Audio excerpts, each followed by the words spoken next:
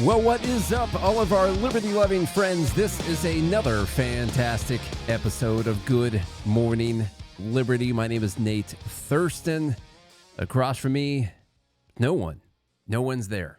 I haven't seen him. Don't know where he is.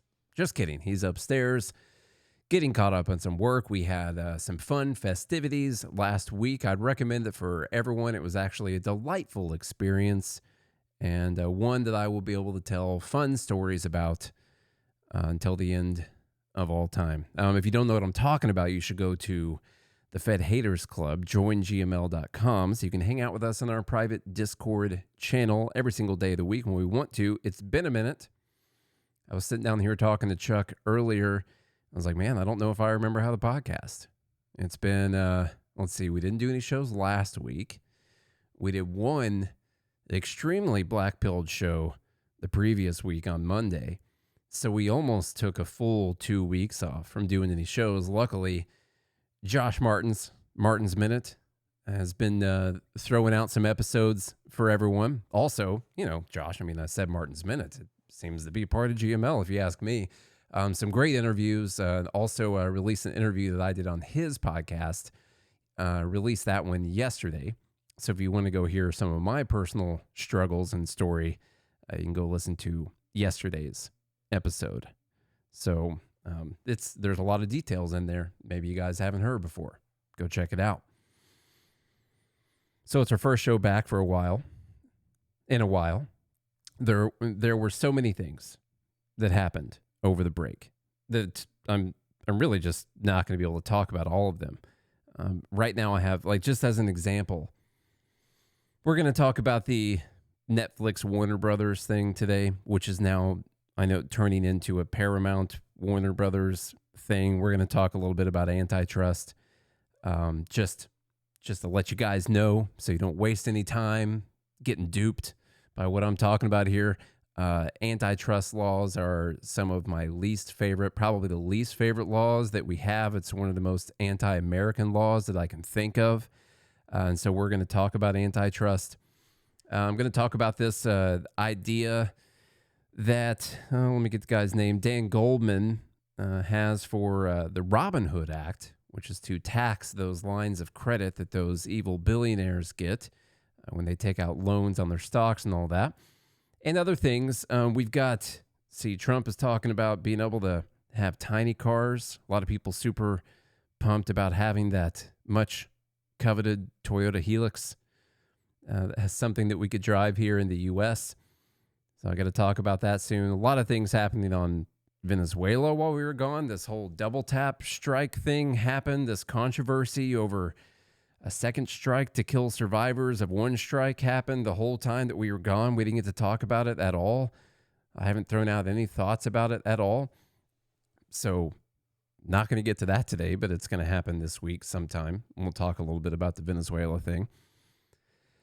Venezuela. There's some revelations from Ukraine and corruption. There were some Nick Fuentes videos going around where he's like, I really can't stand Nick Fuentes, and I hope that some of his true colors as it pertains to government authority and economics and all of that, collectivism, I hope he's finally shining the light enough on those things that people will stop listening to what this guy has to say. I'm not sure that's going to happen.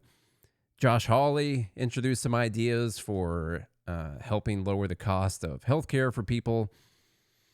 Zohran Mamdani actually made some good points about regulations that I think we should pay attention to. The J6 pipe bomber was arrested? ? I find it odd, but I have to dig in a little bit more and get some backstory here. It's really weird. We have, Thomas Massey was doing some big interviews about that, and then this thing comes out that they think they identified a Capitol police officer as being the J6 pipe bomber, and then miraculously, after all these years, they're like, oh no, it's this person right here. They've just found it out a couple weeks after people said it was this person. So, okay, sure. There's a big welfare fraud scheme happening up in Minnesota. Concerns some Somalis. Okay, so we'll talk about that maybe. I don't know. Trump is proposing a farmer bailout, I think of about $12 billion, something like that. What was it? I think it's $12 billion. Yeah, $12 billion farm package. Man, there's so many things. A lot of things. But today we're going to talk about two of them. And since this is my first show back in 2 weeks, I make no promises on how it's going to go. All right, it could go well, could be sloppy. We'll see. We're going to talk about antitrust. We're going to talk about Netflix and Warner Brothers. And maybe this seems boring to you. It's something that I care a lot about because I hate antitrust so much. Like, it's not as exciting as like the J6 pipe bomber story or who killed Charlie Kirk or whether or not something Nick Fuentes said is correct or incorrect. Not quite as fun, but things like antitrust laws have bothered me for a long time, especially considering the fact that many of these antitrust cases going back throughout time, you're always told that it's to prevent these monopolies because this person's going to corner the market and they're going to jack up prices and it's going to screw over everyone. And there's not many cases of that ever happening, especially as it relates to antitrust cases. Most of the big cases that people mention were actually people who were charging prices that were too low.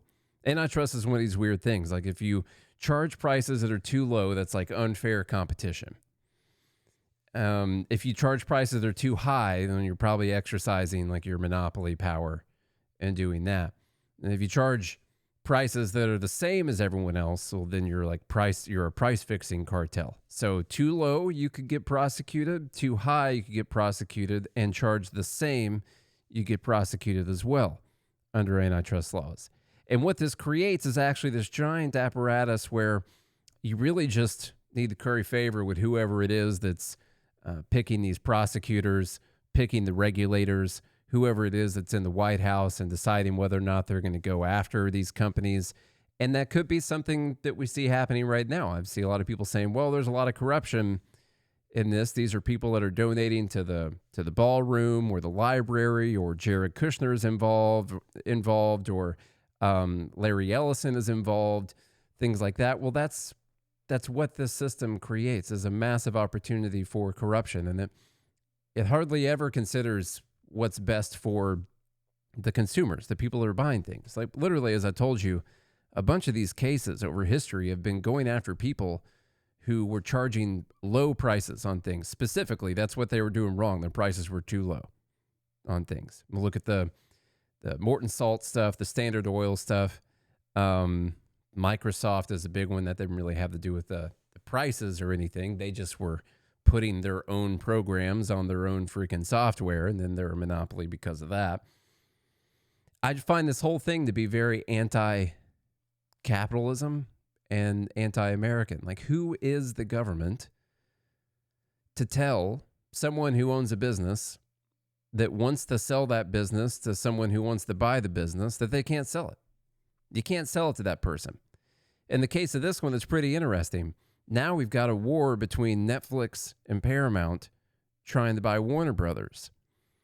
And there are indications that neither one of these people would be allowed under normal antitrust scrutiny, that neither one of these people would be allowed to buy this. And what they're going to say to Warner Brothers is, no, you got to keep operating your own business.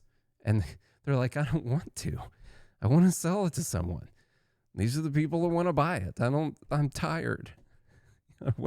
I don't want to do this anymore. We're losing money on all this stuff over here, and then these guys, they're going to buy all this IP from me and everything. They're like, no, I'm sorry. You got to keep doing that business. So we're just not going to let you sell it to those people. I was actually excited when I saw the announcement that Netflix could be buying Warner Brothers, because Netflix is my favorite streaming app. I think they have the best user interface out of all of them. Everything's organized neatly. It works better than all the other ones, in my opinion. So when I saw they could be taking HBO Max is one of my other favorites. I was like, wouldn't that be cool if I was just paying for one and that had like all my favorite stuff on it? I don't know. Actually sounds good to me. All right, I'm going to stop rambling, and we're going to go over some of the facts and some of the responses that we've seen. I'm going to start. No, not that one. Charlie's not here. Let's get to this one. No, not that one. Let's get to that one. Okay. I'm rusty. Going to start with this headline from the LA Times. I redacted the first word here. Redacted expects FTC suit over bid. And this was eventually blocked. This is an article from 2005. So this company is expecting the FTC to rake them over the coals as it relates to them trying to buy another company. We'll go back to that later. Okay, so we got this post from Netflix. It says, today Netflix announced our acquisition of Warner Brothers. Together will define the next century of storytelling, creating an extraordinary entertainment offering for audiences everywhere. So that's the big post everyone got mad about. Today, we know that Paramount is trying to one-up Netflix on this deal. They're offering more money. They're offering to buy the whole company, all sorts of stuff like that. The first part of this is going to have to do with Netflix because there's not been enough time for all of the crazy reaction to the idea of Paramount buying Warner Brothers. So Elizabeth Warren says Netflix is trying to buy Warner Brothers. This deal looks like an anti-monopoly nightmare. A Netflix Warner Brothers would create one massive media giant with control of close to half of the streaming market. Then there would be other streaming giants too. One massive media giant and all the other streaming platforms that there are too that actually make up over half of the market. It could force you into higher prices, fewer choices over what and how you watch. It may put American workers at risk. That's what this seems like a job for the government to come in. If I want anyone to protect me from being forced to pay for something, being forced to pay higher prices for something, what I look to is the government to come in and save me, because they are the ones that protect me from force. Of course, fewer choices over what and how you watch, it may put American workers at risk. American workers at risk. I guess, American workers, to be actors, like people in Hollywood. There's a lot of people who work for the production companies as well. And all kinds of workers who work for these production companies. Now, I would assume that Netflix would still want to produce things because that's how they make their money. So they're still going to want to do that.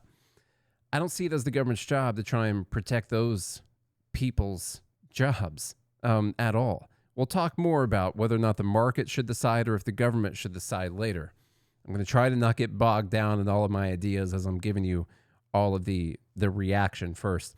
She says, this is Elizabeth Warren, she says, under Donald Trump, the antitrust review process has also become a cesspool of political favoritism and corruption.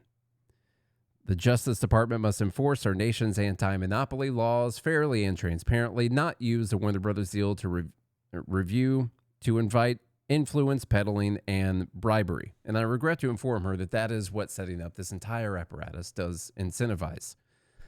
Influence peddling and bribery. When you have a government decide whether or not this company can buy another company, what are those companies going to do? They're going to try and buy off people in the government.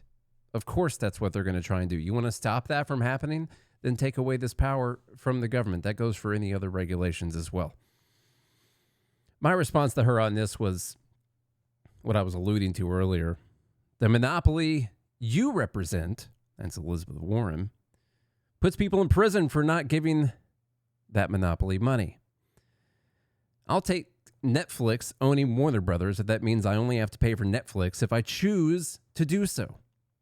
I don't have a right to content, but you somehow claim a right to my money. Or else. The or else there is important. What happens or else? They'll put you in prison. What if you refuse to go to the prison? Well, you know what could happen then.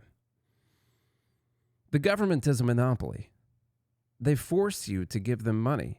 And so to hear these people that work for the government, whose only ideas are ever to force you to give them more money so they can have more power, so they can take more control over things, and actually give you less choices on things because they're an actual monopoly, to hear them talk about trying to prevent people from having monopolies is laughable. It's always laughable. I don't know how they can say these kind of things with a straight face. They force you to give them money at the point of a gun. Netflix, I just got a Netflix account not that long ago. I mean, a couple of years ago. Their prices went up a bit, but I like some of their content. And if I decide that the content on there is not worth it, I'll just get rid of it. They're not going to send anyone to my house to put me in handcuffs and throw me in the back of a car and then put me in a cage afterwards. And the other point I made in here, which I'll try and remember to make later. I know that we want to have fair markets and competitive markets, which the government tries to do everything they can to prevent that from happening. But how did I get a right to any of this content in the first place? Do you guys realize that we are just swimming in content right now? We've got like paralysis. There's so much content to go through. And like their big fears, there's going to be a little bit less content. And some of these people over here might lose their job. Okay, why is that the job of the government to decide whether or not someone should produce that for people? If there's a market for it, then someone's going to produce it. They will, unless someone is actually able to prevent them from doing that using real monopoly power. The only people that can actually prevent them from doing that are the government, the regulators, unions, those people. More thoughts on that later. Bernie Sanders says, in an authoritarian society, a handful of oligarchs own the media. Here's where we are in America. Musk owns X. Zuckerberg owns Facebook and Instagram. The Ellisons own CBS, and now they want TikTok. Bezos owns Twitch and the Washington Post. Now, Netflix is swallowing Warner Brothers Discovery. This is not just another corporate merger. This is about the growing, out-of-control concentration of ownership over the media at a time when 6 major conglomerates control what 90% of Americans see, hear, and read. Oligarch control is getting even worse. The Justice Department must step up, enforce our antitrust laws, and break up these monopolies. The future of our democracy depends on it. Okay. Like I said, I'm trying to go through a bunch of these reactions, and I'm trying to save most of my thoughts for later on. Trying to do that right now. Chris Murphy in Connecticut says the Netflix purchase of Warner Brothers would be a disaster. It's patently illegal, but there are some quietly rooting for it because a Paramount takeover would be worse. This deal is a classic antitrust violation that will drive up prices. HBO Max is one of the few things that keeps pricing pressure on Netflix. Hundreds of movie theaters will go under. Writers and production workers in the content business will have terms and wages dictated to them. But some say, well, if the Paramount and the Ellison-Trump cabal gets control of Warner Brothers, the deal included CNN, then Trump would effectively control the bulk of mainstream media. This morphed into Trump owning CNN somehow. This happens. Yes, but a Paramount-Warner Brothers deal would be illegal too. Trump shouldn't force us to be for illegal but less corrupt things. Why do we think Netflix won't agree to the strings Trump puts on this deal? It's about making money, not protecting free speech. He goes on and on about tyrants wanting us to accept blurry moral lines. They want us to accept one level of corruption or illegality just because there is an alternative level that's much, much worse. So what he's getting to, which I think a lot of people are going to get to, is that neither Paramount nor Netflix should be allowed to buy Warner Brothers. Hey, we all watch a lot of content, right? I watch a ton of stuff. I spend a lot of time on Netflix. I spend a lot of time on HBO. They got some of the best shows out there. I liked a lot of Netflix shows. So I guess these things matter. Sort of.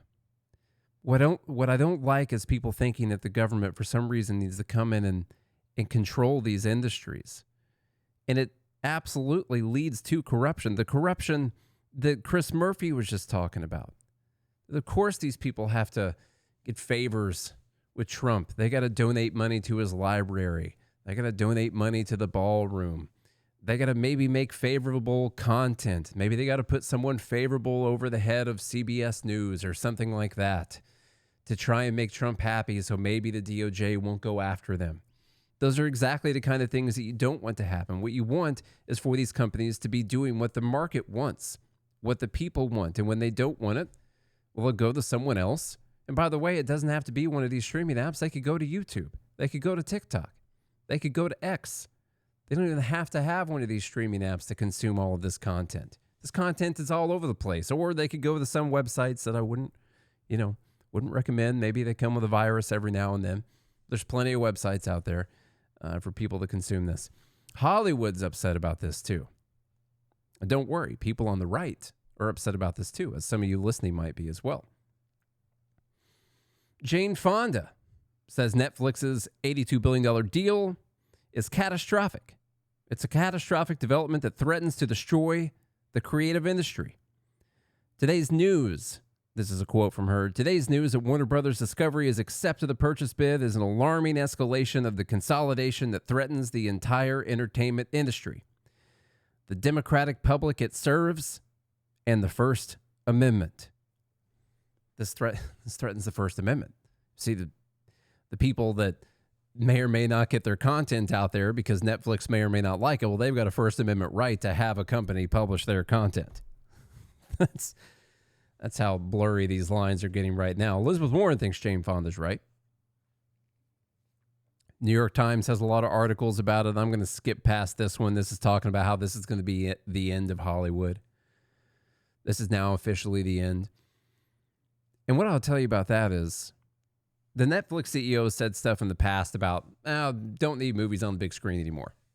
Theaters, that's, back in the day, that was cool. We don't need those anymore. You can watch stuff on your phone, watch it on your laptop, watch it at home on your TV. I tend to disagree with that. I like going to movies. I specifically like going to IMAX movies. I like that big picture, that big sound.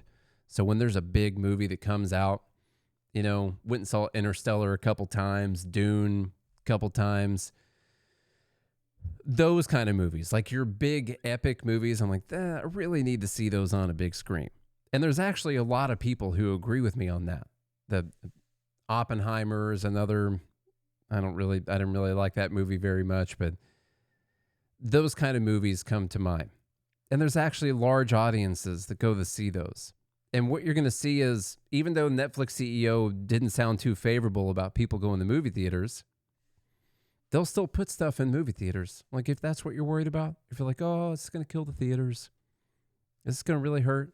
It's going to really hurt whatever this AMC is, whatever these other movie theater chains are. Is it going to hurt Hollywood? These people, they've gotten used to a certain lifestyle, certain amount of income, make that $50 million off that movie or whatever. It's going to be really tough for them if it's a little less than that, And so we need to make sure we protect that industry as well. What I will tell you is that Netflix they'll still put stuff in the theaters. They put 30 movies in the theater in 2025. They weren't all big, massive movies or anything. Many times they put them in the theater so they will be eligible for awards, stuff like that. But they still put movies in the theater. You might not know when it was a Netflix movie when you went to see it. But they know. If it'll make money, it's something they'll consider doing. Let me get to the right-wing part of this, because Matt Gaetz, he's upset about this. He says Trump must stop this. The DOJ and Pam Bondi will surely see this as an antitrust violation and deeply harmful to the marketplace. The marketplace that Netflix created, by the way. We'll talk about that in a bit. The most massive content distributor lashing to a massive content producer catalog will create a homogenized, woke nightmare for the media landscape. And aside from all of the hatred for big business and consolidation and seeing things change, sort of populism from the right, this is another thing that I saw a lot from people on the right, which is that Netflix has a bit of a woke streak. It's true. It is very true. They've done some very annoying things with it. Especially, I hate it when they do it with true stories.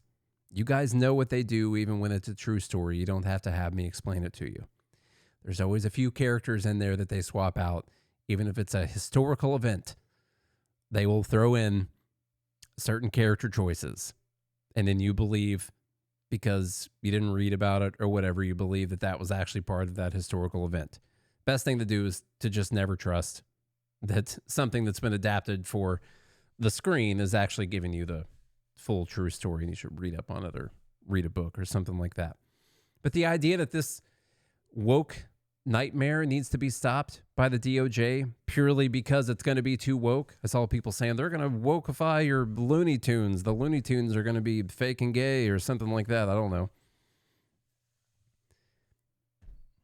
Guys, what is there a job you don't want the government to have?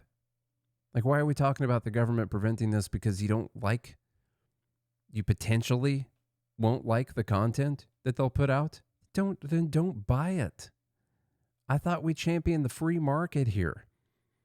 The idea of having a free market, the reason that free market capitalism works is because if the people producing that content ruin it or put out things that you don't like, you're just going to stop giving them money.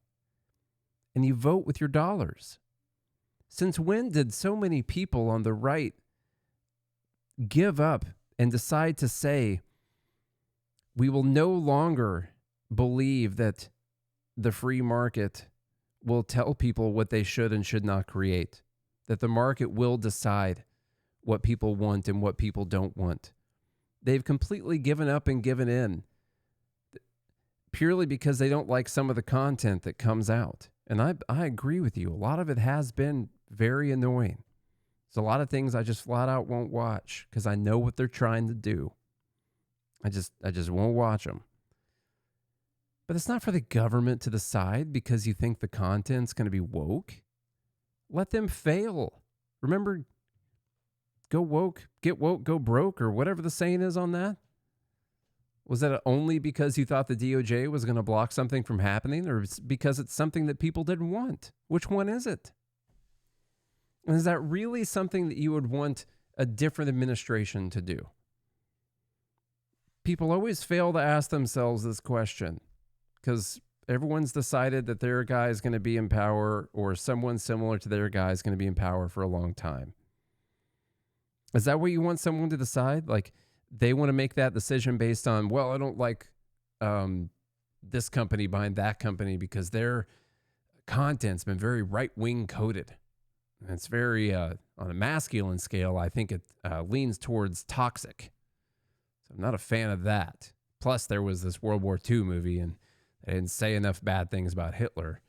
And they sort of told some of the story from the German side. And so I think that the DOJ should block this company from buying this company. Is that something you would agree with? No, it's not. You're just thinking about it right now because your guy's in power. And it's a ridiculous principle to have. So I had a comment on this that people did not like. I mean, a lot of responses. I got called many names. Let me tell you some of the names I got called. Some of the responses I got before I get to my response section of this podcast. My thoughts. I said, why does the government have the right to prevent a business owner from selling their company to a willing buyer? Antitrust laws are anti-American and anti-capitalism. This person said, because in order to distribute their content to the public, they use airwaves that are controlled through laws passed by our legislators that we elected to represent us. Fact check, false. Just want to go ahead and say that's not why. It's not why they have any authority to do this. This person's hung up on some old arguments from a couple months ago. That's fine. They didn't call me any names, so we'll go by. This person says, why are you pro monopolies? There's going to be a lot of people that mention me being pro monopolies in this. And I can't forget to ask the question. I did make myself a little notes here, trying to remember to go back to later.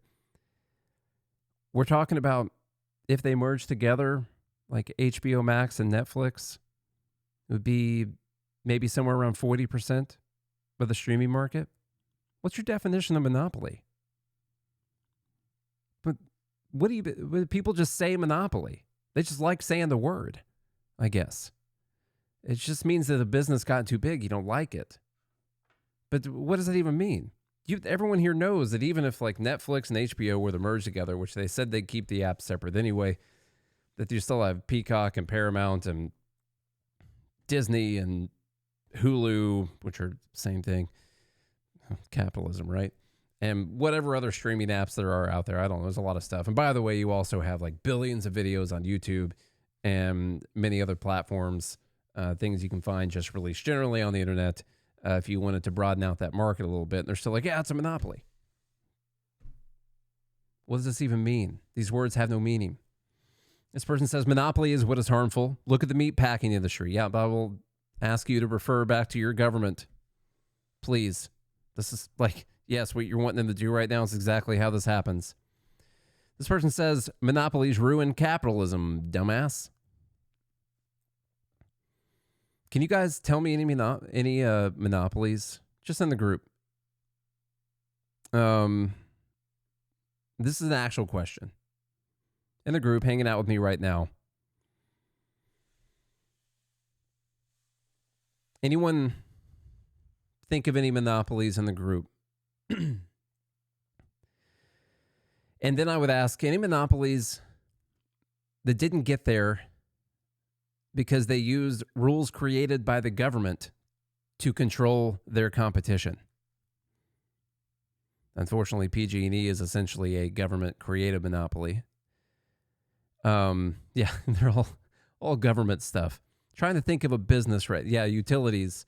And many of those are government-enforced monopolies. And I'm not even arguing that it would be like, sure, we can get down in the weeds sometime about private market utilities, and we can all just put up, or each one can run their telephone lines next to each other, or their electric lines next to each other.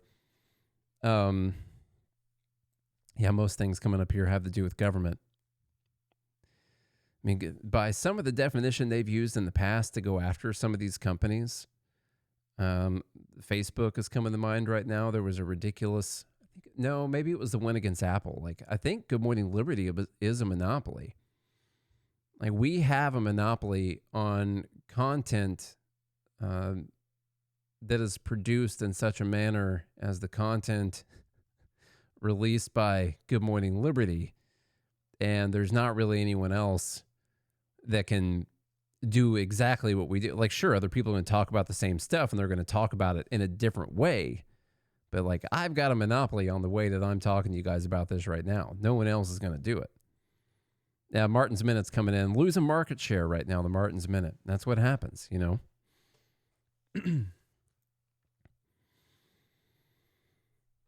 Yeah, I can't really think of a monopoly right now.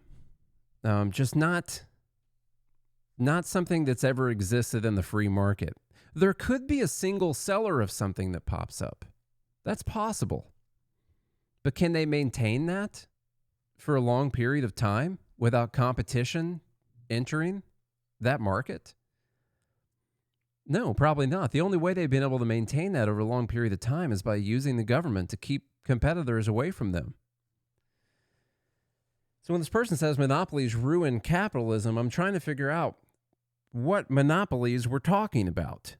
You go back to the railroads. Well, the government decided to give one company all the land to build the railroads through here, and so they got a national monopoly when that happened. They go after some of the oil companies because they were charging too low of prices, making it hard for their competition. Freaking Morton Salt got in trouble for offering bulk pricing. Like, if you buy an entire semi full of salt, they charge you less per ounce than if you bought one container of salt. And they're like, oh, that's monopoly. What are you talking about? Oh, Magoo. Dang it. Magoo. If you're listening right now, he says, is there even an example of a free market? Dang it. Has that ever existed? Maybe not. This person says, idiot. Let's see. Competition directly benefits consumers, but obviously you're selfish and only care as long as you're making money. I am making a lot of money off of this, by the way. But don't worry, once these businesses buy up everything, including your market, and you end up broke, Don't come crying for a handout. Man, that person almost silenced me just then. This person says, lick the boot harder, daddy. The American dream is dead because of corporate cronyism and the too big to fail doctrine. How do you get the corporate cronyism? Where does the cronyism come in? The cronyism comes in because some of these people probably had to buy some favors with the people who are going to be making these decisions. Let's see.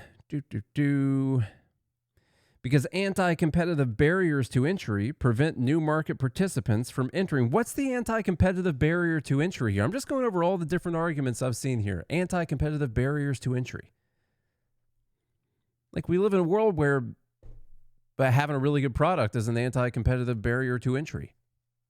You know, maybe someone else wants to do this show just like me, but I'm being anti-competitive as hell right now and creating a barrier to entry. And in fact, all the podcasts above us, just a lot of podcasts, I might want to look at antitrust violations going on right there because they have created barriers to entry into the market for me.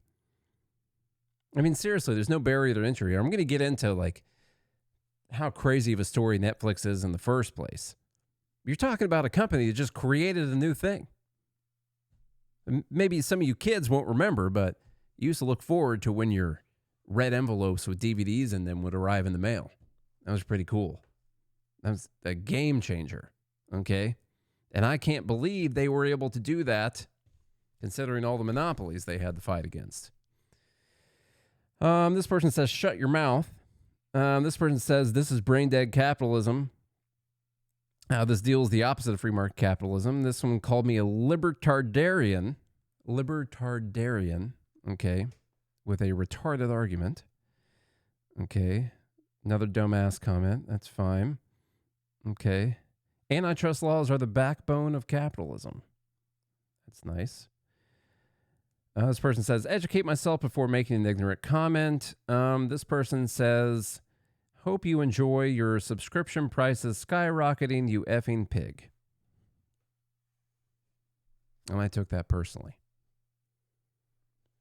But we don't just have to look at randos on the internet, because we all know who's really going to make this decision at the end of the day. It's not going to be the market. It's not going to be all the people who are owners and shares of these companies. It's not going to be all the customers that pay for HBO Max or Paramount or Netflix or go see any Warner Brothers movies, anything like that. It'll be the administration. I'm not just going to say Trump specifically. It's going to be the administration. They're going to decide, once these companies work this out, they're going to decide whether or not they're going to let it go along. And what I'm warning you about is all these people who want the government to control this are then going to turn around and say, well, look at all this corruption going on. Well, no shit. Here's this. Should they be allowed to buy Warner Brothers? Should Netflix? Well, that's the question. They have a very big market share. And when they have Warner Brothers, that share goes up a lot. So I don't know. That's going to be for some economists to tell. And also, and I'll be involved in that decision too. They have a very big market share. Did he make any guarantees to you about the merger if they do merge? No, not at all. He came up. He was in the Oval Office last week. I have a lot of respect for him. He's a great person. But he's done one of the greatest jobs in the history of movies and other things. He's got a lot of interesting things happening aside from what you're talking about. But it is a big market share. There's no question about it. It could be. If anything, I really hope that they let this deal go through. That would help with some precedent, because they do sort of stick to this 30% market share. That's when you get to the monopolizing practices, I guess, tending toward a monopoly. Let's see. Now we got Paramount coming in, and they're going to make a hostile bid for this, and they want to buy the whole company. See, Netflix didn't want to get all the cable news stuff. They didn't want to get any of the cable channels, things like that. They just want the IP. They want Batman, and they want HBO Max. This is basically what they stipulated in their deal. They want Batman, HBO Max. So there's a lot of other things too. DC in general, Harry Potter, other stuff like that. Lord of the Rings, maybe. I don't know what all's on there. So it's a lot of IP they want to be able to throw onto their platforms. And then they want to get HBO Max too. So I'm actually excited about this because like I constantly am like, man, I'm sick of having to go back and forth between all these different apps and try to remember what's on what. I just need like a centralized database here. And I know something like Apple TV kind of does that, but it's a little clunky. So back to this article. Now I can finally get to my thoughts. This article from 2005, I put redacted expects FTC suit overbid, and there was a suit, and this thing did fall apart. And the story is about Blockbuster expecting the FTC to come after them. Well, they were trying to go buy Hollywood Entertainment, Hollywood Video. You, any of my fellow olds remember the good old days where when you wanted to watch something, you had to go get in your car and go drive down there and then walk around in the store and hope and pray that you got there before the other random person that also wanted to watch the same thing as you. Because when you got in there and you saw that it was not there, I mean, what a letdown that was. Just sad when that would happen. Put your name on a list to be one of the first to rent this new movie that's coming out. Simpler times. And actually, as I look back on them, as maybe some of you guys are right now, I'm like, yeah, that kind of was nice, wasn't it? You know, gave you something to do. Then you had to exercise a little bit of personal responsibility. Make sure you got that thing back before the late fees kicked in, and you ended up spending $60 on this movie. You know, I mean, sure, sounds pretty good. Yeah, it builds character. You had the weight, exactly, Magoo. Thank you. We learned that you didn't always get what you wanted right then immediately. My God, right now, as we talk about this, I'm making a clear case against streaming services and going back towards the good old days.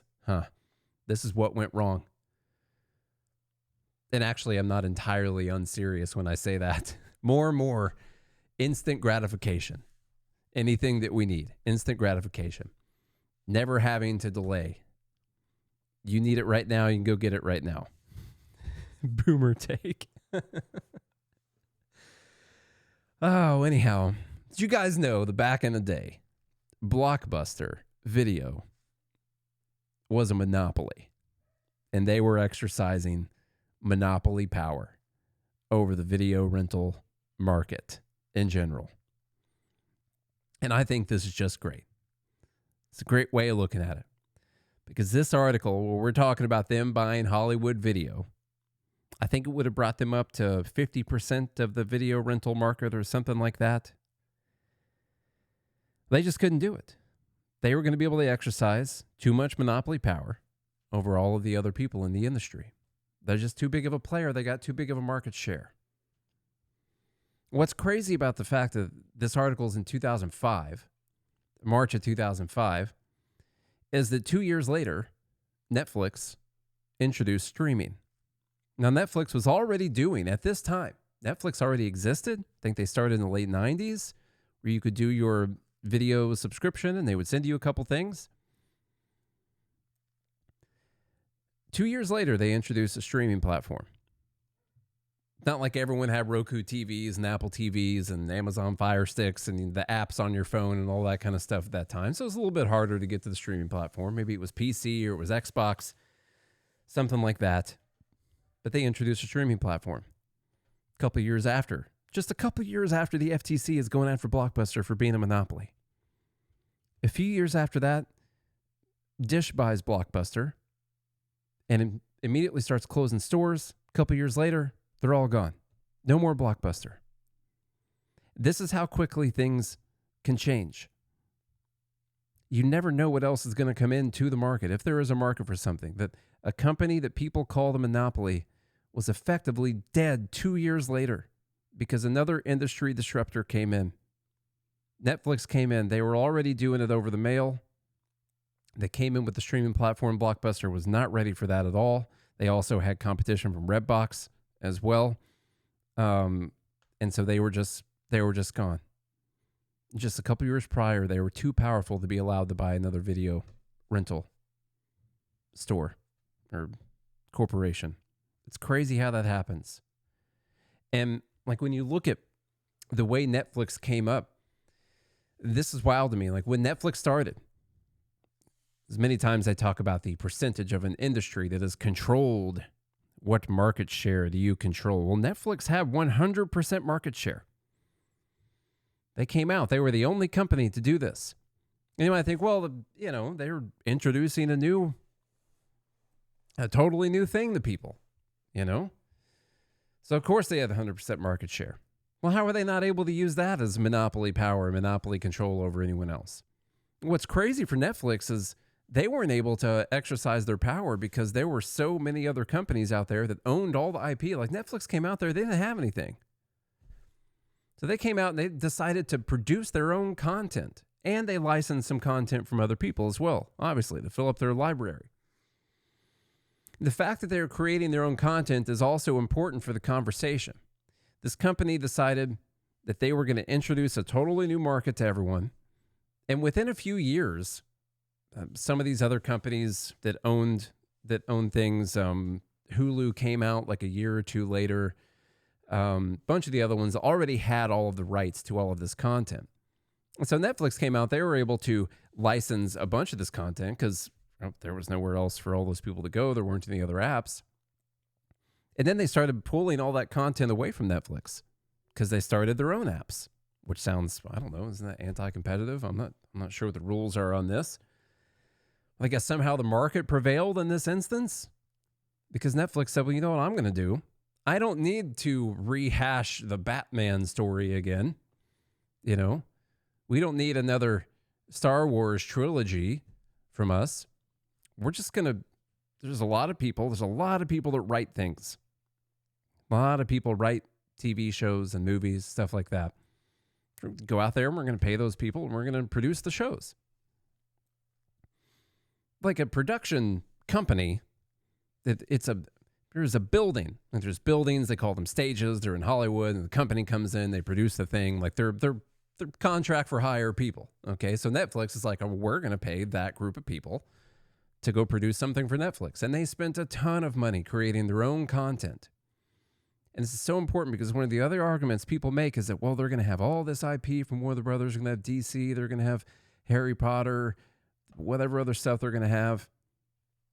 Netflix didn't have any of that IP when they started, meaning if there's a market for these things, if people still want it, which I wish people wanted more of it. Like I honestly don't need another Batman movie. Batman's my favorite superhero, but like I'm good as far as Batman goes. I've seen a lot of Batman movies. You go out there and you create your own original content.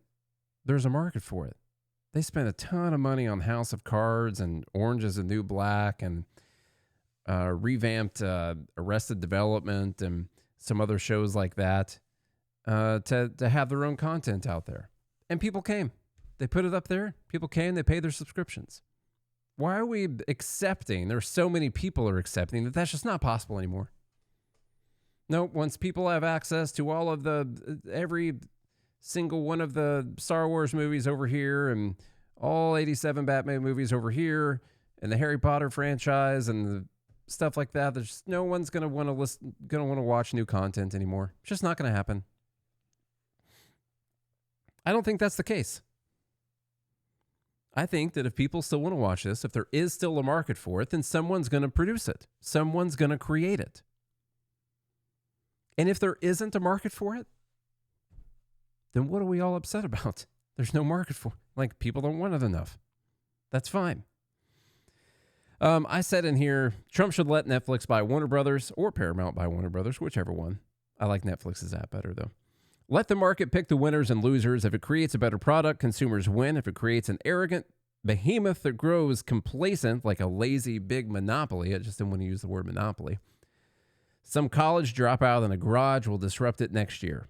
just like Netflix did the Blockbuster. The only monopoly I'm worried about is the one that puts you in prison for not sending in an arbitrary portion of your hard-earned income every pay period. And that is the monopoly that we should all be concerned with right now.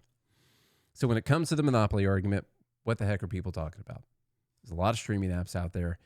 And I don't care if there's 2 or 3 of them out there. If there's still a market, someone will start a new one. If there's not a market, then what am I upset about in the first place? I don't even know what people mean when they say monopoly. This definitely incentivizes corruption. It incentivizes you to try and curry favors with the people that are in power. It's not good. That's what all the regulations do. By the way, a lot of times, like one of the articles I skipped over mentions they should do it just like they had to do with JetBlue and Spirit Airlines. What's happening with Spirit Airlines? It's not good. It's not good stuff. I don't know if they're totally shut down yet, but they're going to be. They wanted to protect competition. So they told Spirit, now you can't sell yourself to someone else. You've got to keep operating your business. And they're like, I can't. We don't make any money. We can't just keep not making any money. It's not possible. And so the government's like, well, I guess you just have to go bankrupt then. And guess what? Now there's no competition there. And by the way, JetBlue is weaker now for it because they could have combined with Spirit and competed against the bigger companies, and now they can't compete against the bigger companies.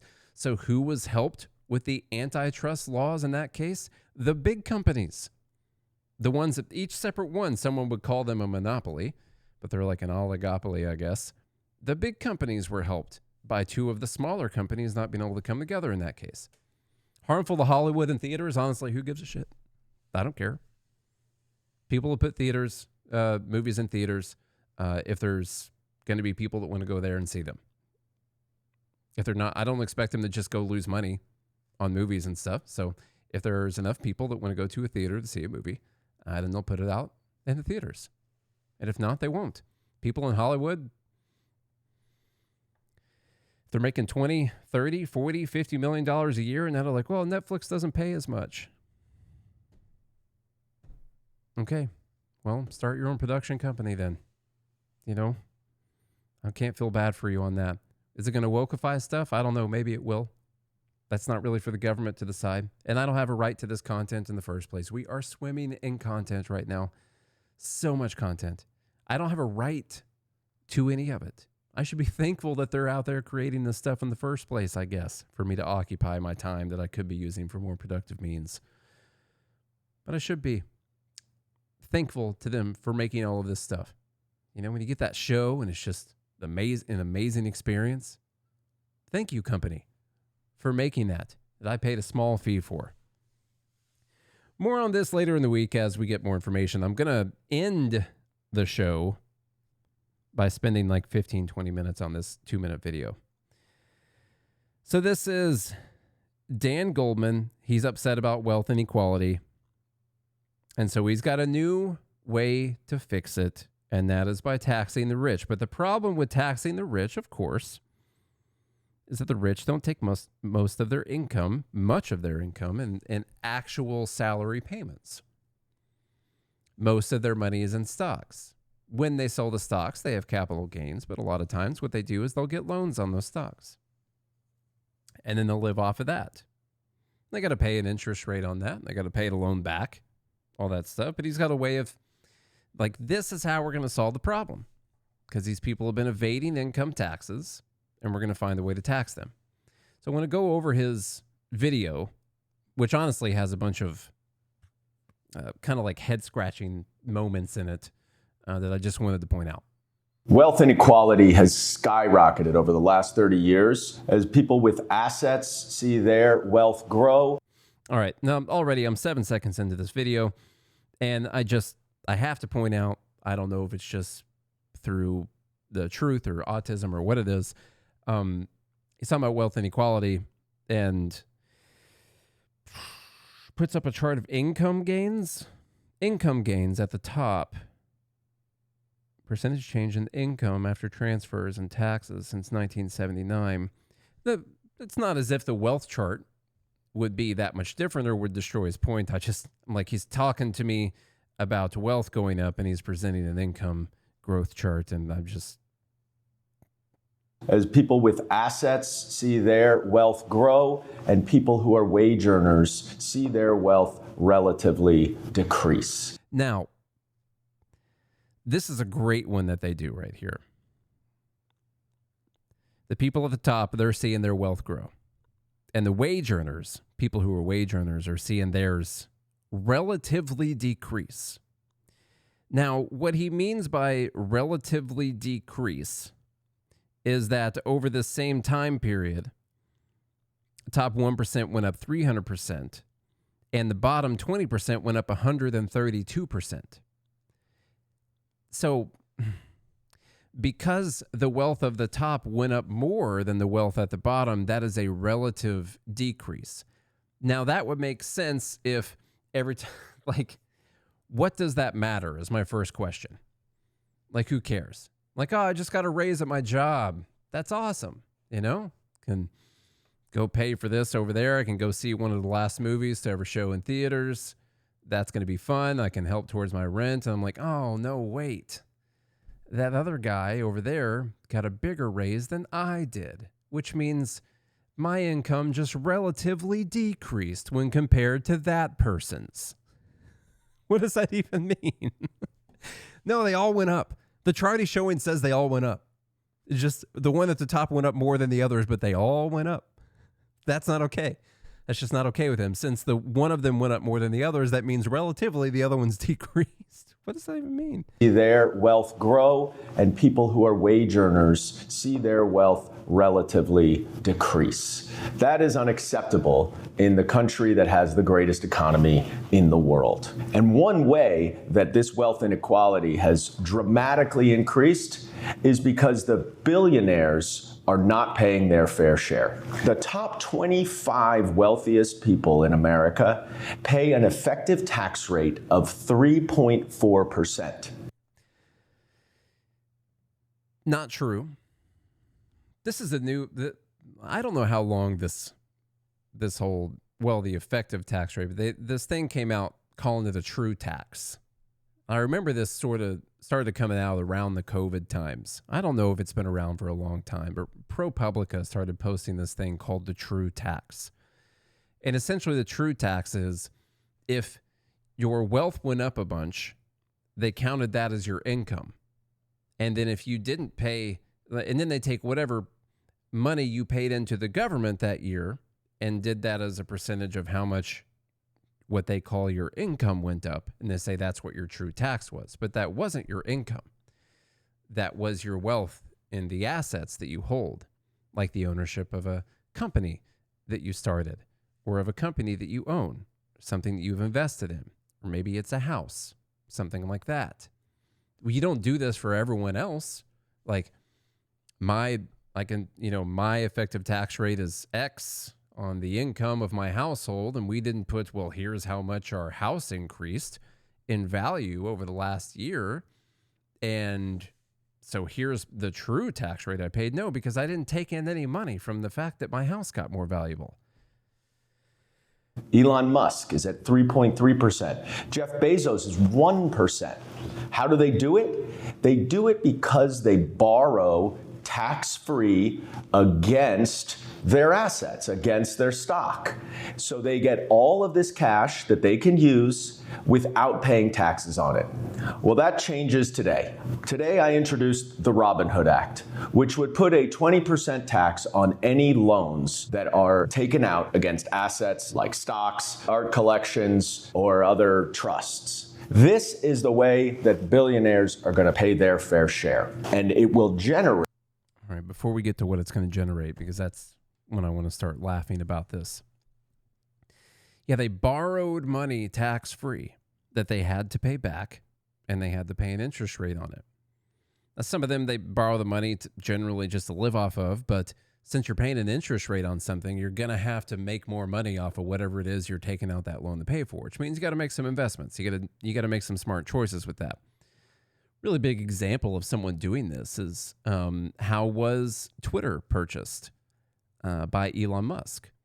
He borrowed money off of the value of his Tesla shares, essentially. He put those up as collateral, was able to borrow money off of that. Now, you charge a 20% tax rate on that, then what you'll find very quickly is that people are going to have to start selling off the assets that they're, because you got to pay back the loan. You're going to get a 20% hit on what you take out.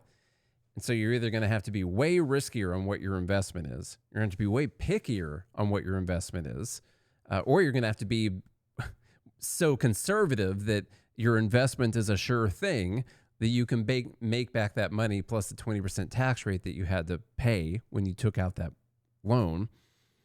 Or you're going to have to sell off some of your assets, which if these people have to start selling off some of their assets, which is the ultimate goal of all these commies in Congress, the ultimate goal, and this is a rich commie too, the ultimate goal is to get all these people to sell off their assets so they're no longer owning these corporations. Like, that's what this leads to. If you can't make that 20% tax rate you had to pay, well, then you're going to have to sell off some assets to pay that. Or if you got to get the money, you're going to have to sell out, without getting the loan, you're going to have to sell off some of your assets to get the money.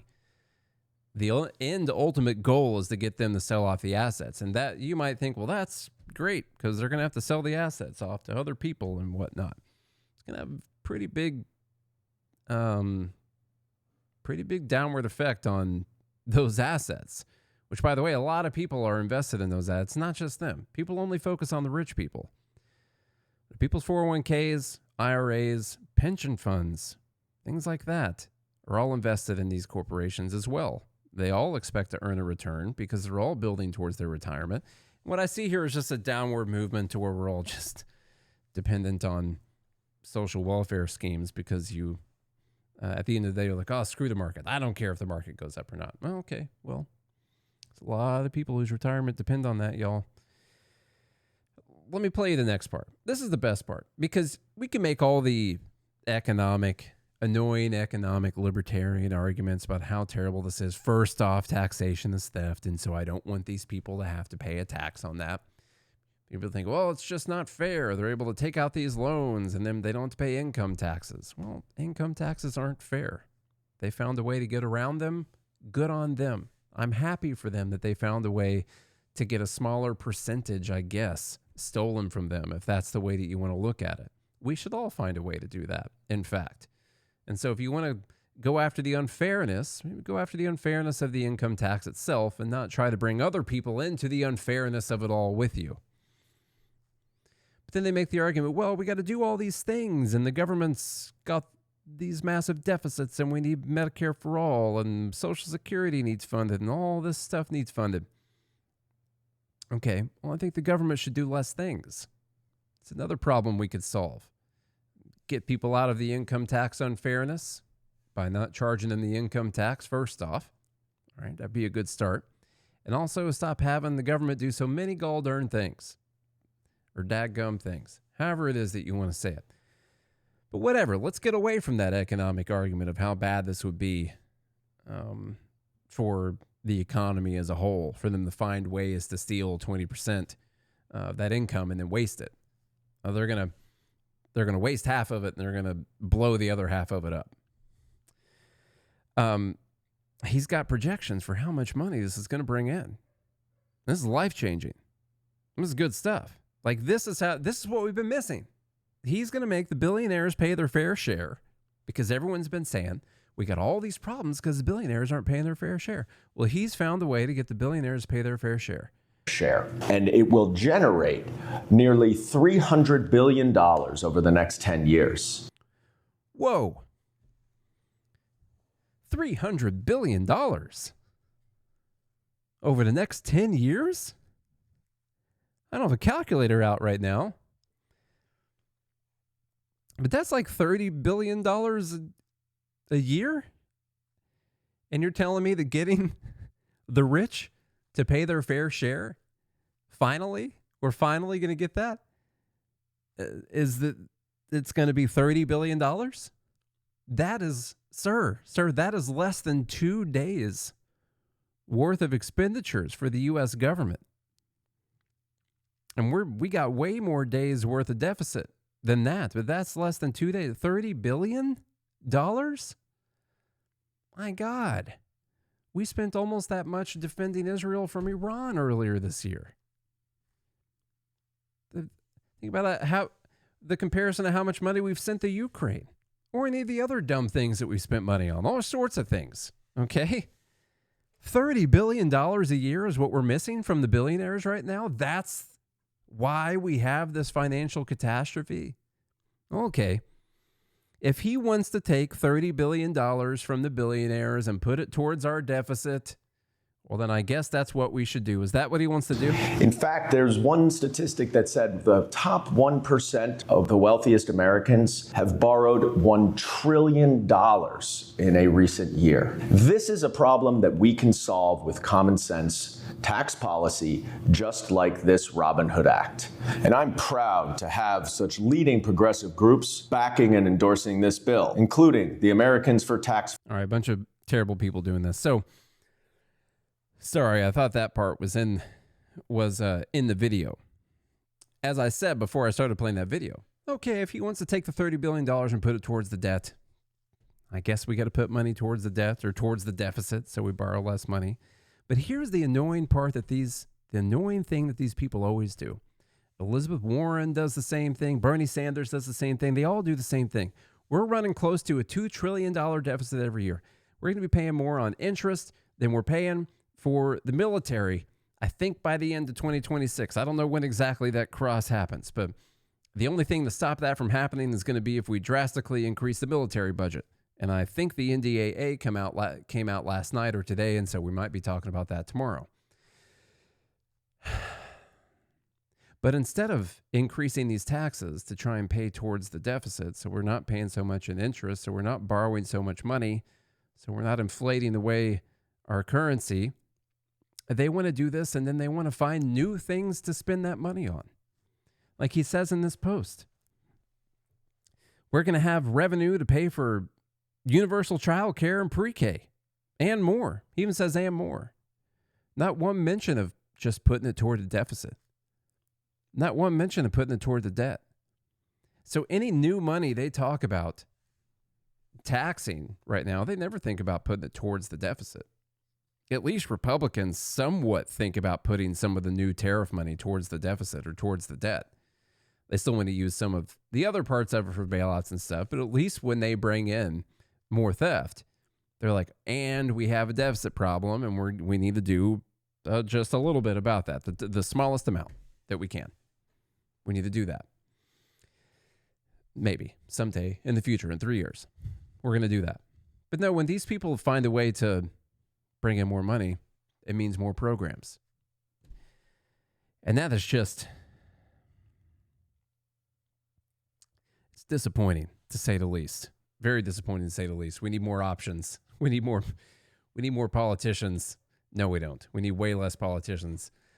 We need more people out there talking about this message, telling these people like, hey, what are you talking about spending that money on new things for? We ain't got no money.